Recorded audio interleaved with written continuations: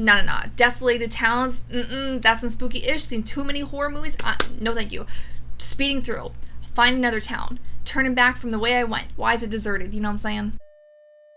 What's up, Rad fam? Today I want to go explore some creepy, allegedly true, these are from an AskReddit thread, where people share some creepy experiences they have of finding places that shouldn't exist. And by that I mean they're places that they happen to stumble upon, and then when they go back to try to find them or make sense of what they saw, they can't. They're not there. No one has heard of them. Creepy stuff like that. Very like Silent Hill-ish, to be honest. So this is going to be a fun, nightmarish time. So, you know, go ahead and hit the subscribe button if you haven't already and join the Rat Fam today. So let's get to it. When my brother and I were 10 and 12 respectively, our families went on a hike through the cemetery and into the woods not far from our house. Right off the bat, I want to be like, you went through a cemetery? My brothers and I would explore these woods every day, even camped in them before. We knew it like the back of our hands. So probably not even really thinking about the fact that it's a cemetery. Anyway, as the family hits our usual spot by the creek halfway through, brother 1 and I said we'd be back in a few minutes. We wanted to wander off further up the creek, so we did. We came across a very large hill we had never seen before. That's a red flag right away. This is a place you've known like the back of your hand. You would notice a big hill. It was littered with what looked like someone's worldly possessions, as if they turned a house upside down, shook out the contents, took the house, and then left. Okay, that's really weird. There were tons of painted X's on the trees, showing someone intended to cut them down at some point. That's not what my initial reaction would be. I would think, okay, witches? This seems a little like Blair Witch, right? We poked around for a few when we thought we heard our mom hollering for us. So we turned tail and walked maybe 20 feet back down the hill to where our parents were. The entire encounter was maybe, max, 45 minutes long on our end. Okay, yep, this is where the whole like parallel universe thing happens. As soon as our mom saw us, we got the beating of our lifetime. We had actually been gone for almost 4 hours. Okay, what? At that point, wouldn't there be like cops around? There'd be people hollering and searching for you. 4 hours for kids to be gone? That's a long time. I would instantly think they got lost in the woods or something happened, like they fell into the river, or you know what I mean? Like your mind would just go to the worst, right? 4 hours? That's a big time discrepancy there, buds. She never saw us walk up any hill and remembered seeing us meandering down the straight path by the creek, not turning up a hill that was 20 feet away. Okay, that's some weird-ish. She and her husband and our other brother combed the woods for over 4 hours screaming our names and couldn't find us nor the trail we were on. We pleaded our case and even tried showing her the hill. Surely she was messing with us. So we stomped up to turn off for the hill and it was gone. Okay, that's some creepy stuff. Nowhere to be seen. For years, we explored the woods, determined to find that damn hill. We covered miles and miles of off-path woods. As we got older, we mapped it out. To this day, that hill does not exist, and never met anyone in that area that had a clue about the hill or what we were talking about. We probably just wandered way further than we meant to, but I always found it weird that we never found that hill again. They took the time to create a map and they still can't find it. What the heck? It's not like it was a singular person where you could say like, I mean, I don't even know how, because if you said they got lost, eventually they would have found it right after years of looking for this hill. They thought they were gone for only 45 minutes and they were gone for 4. I mean, unless it was like a natural gas leak made them hallucinate, but then wouldn't affect the other parts of the family too. That's weird. This is feeling very Blair Witchy to me. If they had never investigated further than that, I would think like, okay, yeah, they probably just completely were disoriented. They were kids. They didn't really know what path they were on. That makes sense. But they spent years mapping out the area looking for this hill and nobody knew a hill that they were talking about. How does that make sense? That means they had to like hallucinate it. That means they both had to share the same hallucination. How? I know memory is moldable and it's susceptible to being manipulated by outside factors. I'm not gonna get into that. But like, I understand how you can have false memories, but to be gone for 4 hours when you thought it was 45 minutes, like, I'm at a loss trying to rationally explain that. What would you think? What would you have done in that situation? I'd be so freaked out. I would never want to go in those woods again. I always think there was like a portal to like another dimension. I'm so grateful that I got back. What if you don't get back next time? You know what I'm saying? Ugh. Okay. That's a weird one. Many years ago, myself and two of my best friends decided to go for a day of mountain biking at Snowshoe in southern West Virginia. Now, this was way before the days of GPS, so we were kind of doing this by some half-assed directions in an old map. But the point is, we got very lost. I mean, I still get lost with GPS. Sometime along that way, we ended up in this very tiny little town, and we figured we would ask for directions. But it was absolutely deserted. I'm talking not a single soul to be seen anywhere. This is straight up Silent Hill, right? If you've seen a Silent Hill, are you thinking what I'm thinking? That's the scene. No. Desolated towns, that's some spooky-ish. Seen too many horror movies. No thank you.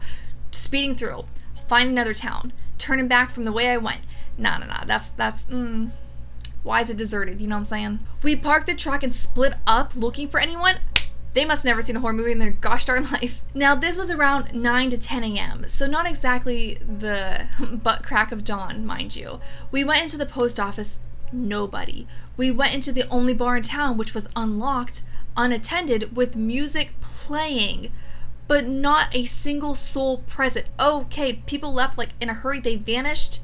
It's like the leftovers. What the heck? I would think like some emergency, they had to evacuate the town, like there was a gas leak or like a threat of like a plant exploding or something, like to where like people had to get out that instant. And for some reason, everyone just like deserted and didn't leave a parameter of safety. Yeah, that's where my mind would instantly go. I think, okay, they evacuated really quick. We should leave. We went business to business to business and walked the streets for over 25 minutes until we finally found one old man who just seemed to appear out of nowhere in the middle of town walking alone. Okay, no. The first question we asked him wasn't even for directions. It was, where the heck is everyone? Appropriate first question. To which he replied, well, I guess folks around here don't get up much till around noon. Not a single person. There's music playing in that bar. That doesn't make sense. We asked him for directions to Snowshoe, and he pointed to the road we came in on and said to go that way about 10 miles and make a right, and we will find the interstate. We left quickly. We all had a very bad sense of unease about this whole thing. You think, bud? I would not... noon? That's... No. Not seeing anybody and going business and it looking like people just vanished without a trace, that's not normal. You would see somebody, you know what I mean? Somebody would be up before noon. And the music playing at the bar, the doors unlocked so the businesses aren't closed. Nah, I ain't buying it. As we left, we were about 5 miles down the road and hit a lady dressed up in a state road uniform standing in the middle of a very long straight away holding a stop sign. I feel like I read the sentence very weird, but my brain wasn't really comprehending after the hit a lady part. When we approached her, she turned the sign from slow to stop. We asked what was going on. She stated that there was road construction ahead. We told her of what had just happened and she just kind of laughed.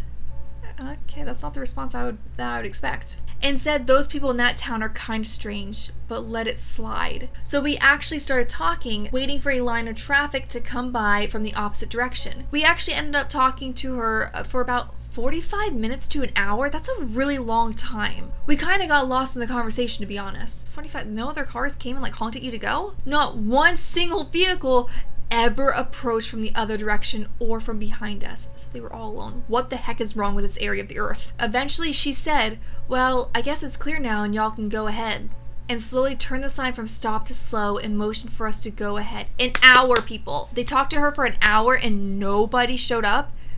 What construction is there? We went straight ahead in the only direction you could possibly go for the next 30 or so miles and didn't see any signs of construction, state road workers, or maintenance crews. She had no vehicle either. We figured she was a flag woman dropped off by some crew up ahead. After the encounter with the town and now this woman, we had enough and called it quits. Yeah, I would find a different path to get home though. We turned on the interstate as soon as we found it and headed north and home. Every single one of us still remembers this whole encounter in vivid detail to this very day. I asked my friend about it actually about 3 months ago at this wedding, and it still freaks him out to no end. How the frick do you explain what that person just encountered? My channel's not to disprove anyone's stories that they claim are true, because I think you can enjoy stories just the same. It's kind of like horror movies that are based on true events. It's really like a grain of sand of truth and then a lot of embellished details to up the spooky factor, right? And that's fine. That makes for an enjoyable, entertaining story. But where the heck would the grain of sand of truth come from this? Like, I'm just trying to put myself in these people's position and imagining what your reaction would be. I mean, it would have to like change like your perception of reality, wouldn't it? Because it's quite literally like they found Silent Hill and managed to get out there before Pyramid Head showed up. I'm all for, you know, being skeptical of what you read online. You should. That's that healthy skepticism, you know? But still enjoy scary stories nonetheless. But like this one, I'm so like invested in because it's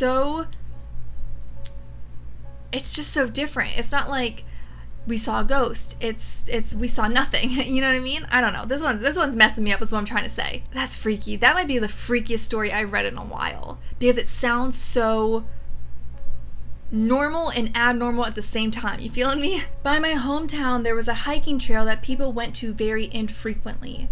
It was along the side of the Niagara what is that word? The Niagara Escarpment. I'm gonna go with that. So it had some climbable cliffs and some very shallow caves that you could crawl around on. No thank you. Caves, beautiful in pictures. I'll go to the mouth of a cave. I'm not going in one, you know? No thank you. Again, too many scary movies. Also, fear of being trapped is very real. I went with some friends when I was about 19 or 20 years old, and we were crawling around and found a cave that went pretty deep.